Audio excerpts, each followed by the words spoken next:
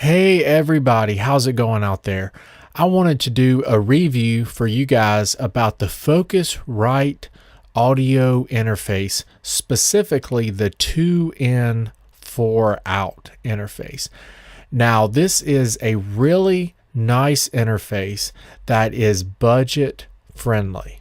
Okay, it sounds really good, the pre's sound really good, and the converters sound really good, and it's easy on the wallet, as you can see.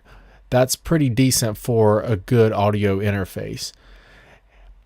Now, I have two of these that are a little bit different models, and I love both of them, but let's get into it a little bit here. Okay, so one of the things I really like about this one versus others like the Solo Focusrite interface is that this one has two microphone preamps. Okay, two mic pre's. Now that's really cool. Now, if you don't know what a mic pre is, basically this is what you plug your microphone into, and these are combo jacks. So they'll take both XLR and they'll take the 1/4 inch plugs as well. But basically the preamp takes the low level signal from the microphone and it boosts that volume up to what's called a line level signal. That is a usable signal that can then be converted to digital and then go into your computer and then back out and converted back out to analog. So really cool.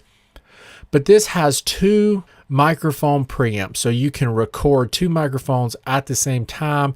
This is awesome for doing like stereo recordings. Maybe you want to put two mics on an acoustic guitar or a piano or, anything really. It's really cool because it allows you to do stereo recording. We also have these knobs here. Okay, so let's look back at this. We have these knobs. Those are your gain knobs. That's how you turn up how sensitive the input is. You turn up the gain, you turn up the signal level. Okay, you turn up how much or turn down how much the preamps are boosting the signal. Now, it has this really handy feature that when the light flashes green, that means you're good. But if it starts flashing red, that's bad. That means you're clipping and you can get things like distortion, and that's not good. So you want to stay away from red lighting.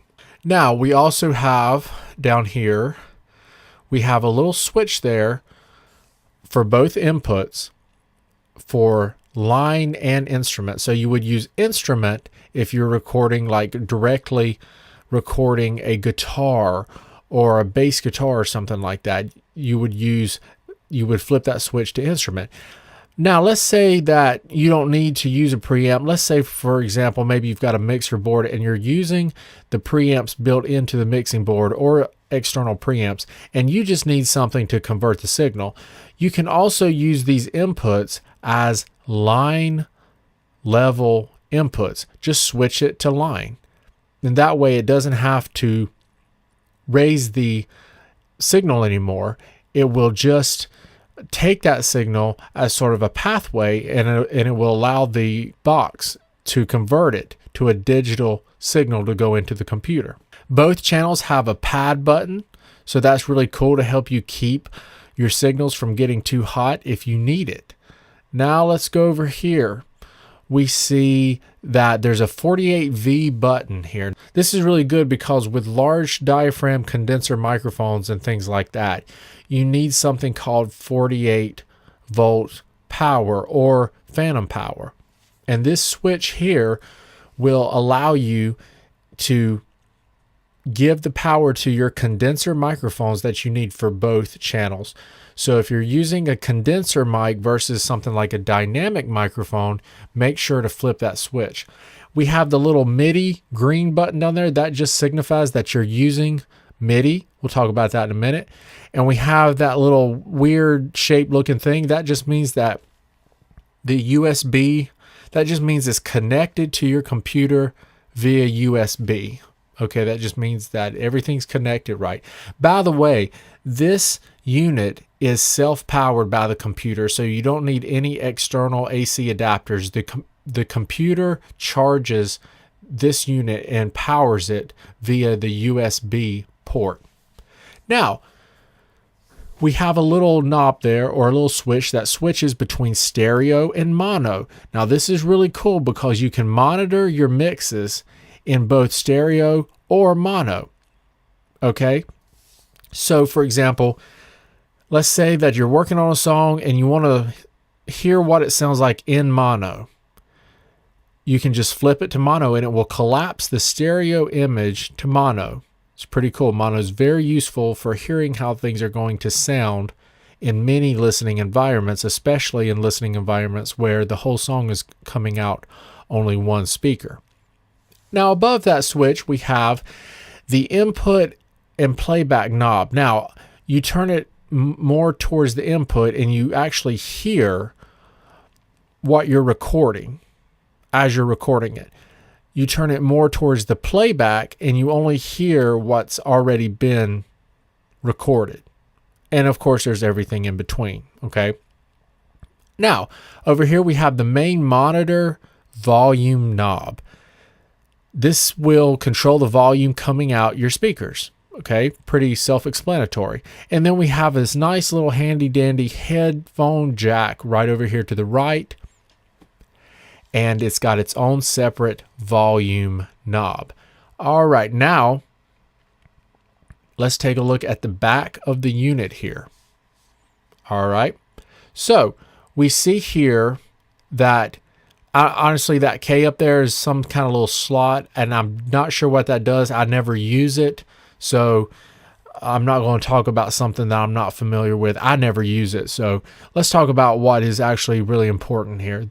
So under that trident looking thing, we have our USB port. That's how you connect it to the computer. And we have your MIDI in and your MIDI out. So you can hook up MIDI cables to this interface and actually record MIDI from anything that has a MIDI source, like a keyboard that has MIDI ports and things like that. It's really cool. Or maybe electronic drum set or things like that. Now let's go over here. Now let's talk about the outputs on the right. We have two outputs on the right. These are 1/4 inch jacks, and what you'll do is you will run 1/4 inch cable from each one to your monitors, to your main monitors, and that's what's going to send whatever you're listening to your monitors so you can hear what's going on. But this Focusrite product also gives us 4 other line outputs. Okay, so these are RCA connections, so you will need the RCA cords or at least adapters for them. But these are handy because you can actually route the sound out to maybe another set of monitors, right? You can actually route the sound out to 2 other pairs of monitors because there's 4 line outputs here. You can use this to route the sound out to external gear and things like that. So it's pretty cool. And that's about all that I'm going to say about that. So in summary, this is a really nice budget-friendly interface. It gives you the 2 microphone preamps and the converters that are built in, and it all sounds really good. These handy dandy LED lights that let you know when your levels are right. And of course, all the monitoring needs that you will need. It's pretty straightforward and simple. When you buy this, all you do is you go to the Focusrite website and you download the drivers and software, and you are ready to go. This particular version of the Focusrite interface 2 in 4 out is the 2nd generation. Okay. I'm not sure what the differences are between the 1st and 2nd, but I don't think that they're anything major. All right, so be sure to check out the link in the description. It's going to take you straight to this page where you can buy this interface and get your podcasting or your music sounding awesome with this. Thanks a lot, guys. Talk to you next time.